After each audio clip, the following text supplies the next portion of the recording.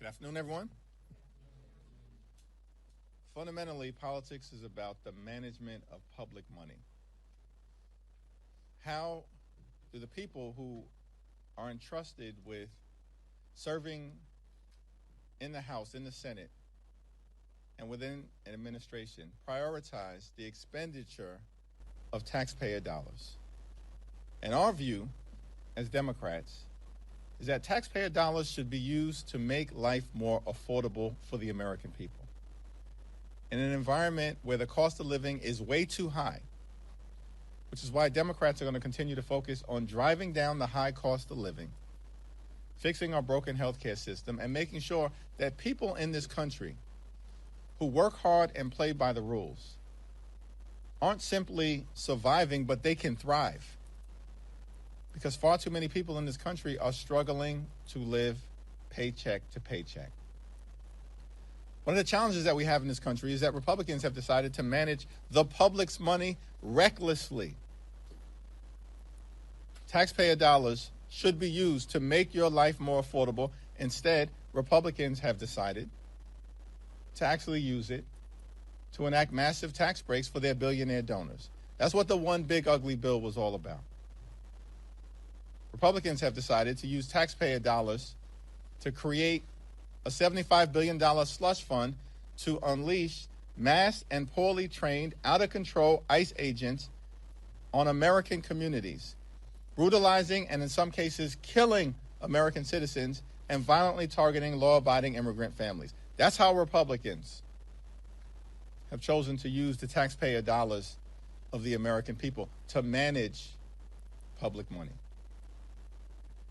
And now, of course, we've seen Republicans, led by Donald Trump, plunging America into another endless conflict in the Middle East, spending billions of dollars to bomb Iran. But they can't find a dime to make it more affordable for the American people to go see a doctor when they need one. Can't find a dime to make it easier for Americans who are working hard to purchase their first home. And they can't find a dime to lower the grocery bills of the American people. And instead, of course, the reckless Trump tariffs have increased costs on everyday Americans by thousands of dollars per year. Democrats are committed. This is the fundamental fight at this moment to making sure that we jealously guard the resources of the American people and we use it to make life better for everyday Americans, not actually make things worse, which is what Donald Trump and the Republicans have done. Questions? You served with Mark Wayne Mullin in the House of Representatives. He's been in the Senate for a couple of years now. Somebody who's tight with the president. Is this an upgrade, in your opinion? Well, let's cross that bridge when we get to it, and we'll see what he has to say when and if there is. What was your impression of serving with him in the House? I don't have any comment right now on what's to come. Let's focus on what's taking place right now. Kristi Noem is gone. Good riddance. She was a disaster, and House Democrats made something very clear several weeks ago. We said either Kristi Noem is fired or she's going to be impeached. Does that change the ICE conversation? And Kristi Noem has been fired, consistent with what we have demanded on behalf of the American people. But let me also make clear, a change in personnel is not sufficient. We need a change in policy. And that has to be bold, dramatic, transformational, and meaningful. And we've laid out 10 different demands standing on the side of the American people, including but not limited to judicial warrants, a ban on racial profiling, a prohibition on ICE targeting sensitive locations like schools, hospitals, polling sites, and houses of worship, a requirement that ICE agents are actually vetted through criminal background checks and actually trained, the implementation of a prohibition on the excessive use of force, which we've seen horrifically been unleashed on the American people, and of course, a requirement that ICE agents who break the law can be criminally investigated by state and local authorities. These are the type of policy changes that are going to be necessary to move us forward to ensure that ICE actually conducts itself like every other law enforcement agency in the country. That's our fundamental demand. Every other law enforcement agency in the country. So, of course, this change in personnel is welcome. Kristi Noem is a disgrace. And we made clear what was going to happen. One way or the other. Could happen the easy way or the hard way. He's chosen the easy way. But now we still have work that needs to be done in terms of the policy changes. Thank you, Mr. Leader. Congressman Tony Gonzalez said yesterday on a podcast that he did have an affair with a late staffer who later died by suicide. At this point, would you support expulsion for Congressman Gonzalez now that he's admitted that? He's violated the laws. If an expulsion resolution were presented before the House of Representatives, I would, of course, support it. Would House Democrats investigate Kristi Noem as an ex-cabinet secretary? We haven't had that conversation yet. But what we do know, as was gloriously exposed by Congressman Joe Neguse, she's a living, breathing article of impeachment in terms of the abuse of power and the corruption that Kristi Noem has engaged in. And we need to make sure that every single taxpayer dollar is accounted for, that she was allowed to brazenly abuse, if not personally benefit from. And so there will be continuing efforts led by Benny Thompson and Robert Garcia and Jamie Raskin and members of those committees to make sure that we are looking out for the appropriate expenditure of taxpayer dollars. And wherever that leads, it leads. Thank you, Mr. Leader. After votes today, you all will go on a week-long recess. Can you provide any visibility to the American people about where the negotiation stands? Republicans and the White House continue to say that they've moved on some of the demands that you have made. However, right now it just seems to be a debate between you say that they haven't moved enough. They say we're moving in their direction. What can you say to the American people over the next week or so, what they can expect while you all are out? Well, it's unfortunate that the Trump administration and Republicans have decided that they would rather shut down FEMA, shut down the Coast Guard, and shut down TSA than dramatically reform ICE and get ICE under control, which is what the American people want to see happen. And this is a step in the direction of acknowledging that things at the Department of Homeland Security were broken. They had a corrupt political hack who was running DHS. Shame on every Republican senator who put her in that position when they knew she was unqualified. Now, in terms of the negotiation, we remain ready, willing, and able to talk with anyone, anytime, any place in a position of significance within the administration if they are prepared to make sure that ICE conducts itself like every other law enforcement agency in the country and stops brutalizing and killing American citizens and law-abiding immigrant families. Really quickly, the last time, a few weeks ago, the administration took action, on TSA, global entry, and what some say was an attempt to put pressure on Democrats to move in their direction. Do you expect, if the shutdown continues to go on, that the administration will again try different ways to exert leverage and bring you all to the table to end the shutdown? Trump administration is deeply unpopular. They failed again and again and again, and they're on the run, governmentally and electorally. And our view is simple. Abandon your my way or the highway approach. You're not intimidating anybody. They tried to break America within the first 100 days, and they failed to do it because the American people have held firm. And as Democrats in the Congress, we got to continue to forcefully push back.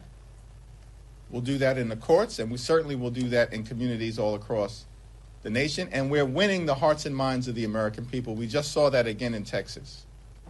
and in Arkansas. And we'll continue to see that all the way through November. Any normal administration would dramatically change course. But these extremists, continue to try to hang on to whatever mandate they claim that they had in the aftermath of the general election, even though the American people view them as a complete and total failure. But as long as they approach things with a my way or the highway mentality, then we're not going to be able to make any meaningful progress in a bipartisan manner on behalf of the American people. Thanks. Thank you. Markwayne Mullin is one of Trump's most loyal allies in the Senate. Do you think, how can you work with someone like him as you're still doing negotiations on DHS funding? And further, what do you want to see from the next DHS secretary to be able to work with them? But what we have to do right now is deal with what's in front of us, which is DHS has been shut down by Republicans because of their refusal to actually agree to a set of bold and meaningful but common sense demands that are designed to get ICE under control.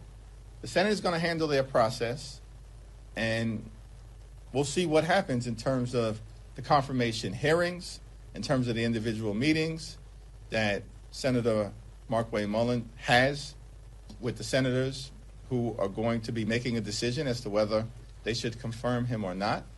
And then we'll have more to say once that unfolds. But at the moment, it's not like Kristi Noem was the one who was involved in negotiating anything. She was a corrupt lackey. So we were dealing with the White House before, and we're going to continue to deal with the White House at this point in terms of whether there's going to be movement or not. I will tell you that Pam Bondi, she's got to go, and Stephen Miller has got to go. And we're going to approach those two toxic individuals with the same intensity that has now led to the termination of Kristi Noem. You're saying with Mullin though that he has to get confirmed. Can't he just work on an acting capacity, and that would mean that you have to work with him in the meantime? No. Thank you. Obviously, there are two votes this afternoon on the War Powers resolution. Some of your members are seemingly wavering. How do you expect it to go? And if it does not move forward, will you then support the alternate that was also brought up? Well, we'll cross that bridge when we get to it. Right now, we're focused on securing strong Democratic support for this War Powers resolution. We believe that Donald Trump needed to get authorization for engaging in a war. He admits it's a war. The so-called Secretary of Defense, the most unqualified person to ever hold that position as well, he acknowledges that it's a war. And the Constitution is not ambiguous on this subject. And there's a reason. The framers were very clear. They wanted to make sure that the people's house, that the most direct representatives of the American people were the ones who could weigh in on issues of war and peace, so that we could press an administration as to whether they have a plan. What's the justification for sending American men and women into a theater of war, risking their lives? As we've seen, we've already tragically lost 6 heroic servicemen and women. And we mourn for them, and we pray for their families. And we don't want to see any more American lives lost in Trump's war of choice. And so we're going to continue to engage with members over the next few hours in advance of the vote. There is going to be strong Democratic support and bipartisan support. And we're hoping that just a handful of additional Republicans beyond the 2 who have publicly said they're with us will do the right thing on behalf of the people that they are privileged to represent, so we can enact this War Powers resolution. George Washington said in his farewell speech to the nation, and I've never forgotten this upon reading it, it wasn't there at the time, that the Constitution is sacredly obligatory upon all. That was his farewell message, final public speech to this new nation. The Constitution is sacredly obligatory upon all. That means everybody. There's no Trump exclusion. There's no wannabe king exclusion. There's no autocratic exclusion in the Constitution. It's sacredly obligatory upon all. And we just need our Republican colleagues to get some guts at this moment, as Rand Paul said yesterday, get some guts and start acting like you're part of a separate and co-equal branch of government. On the subject of Iran, the administration and Republicans have said there may be a need for a supplemental funding request. What is House Democratic leadership position on a potential supplemental request? Yeah, we haven't had any conversation about the possibility of a supplemental funding request because at the moment, the administration can't even provide a justification for why we're in this massive conflict and war in the Middle East right now. They have not bothered to make that case to the American people. And their explanations are all over the place in terms of what prompted Donald Trump's decision. In fact, most recently, the White House has said Donald Trump had a feeling. Can you believe that? A feeling. You send American men and women into war with a high likelihood of them dying based on Donald Trump's feeling? That's insanity to me. There's no evidence that there was an imminent threat to the United States of America. No evidence that they had reconstituted their nuclear program. No evidence that they have intercontinental ballistic missiles that can reach our shores. And so, before we even get to the consideration of a supplemental request, let's have the debate about how taxpayer dollars are being wasted right now.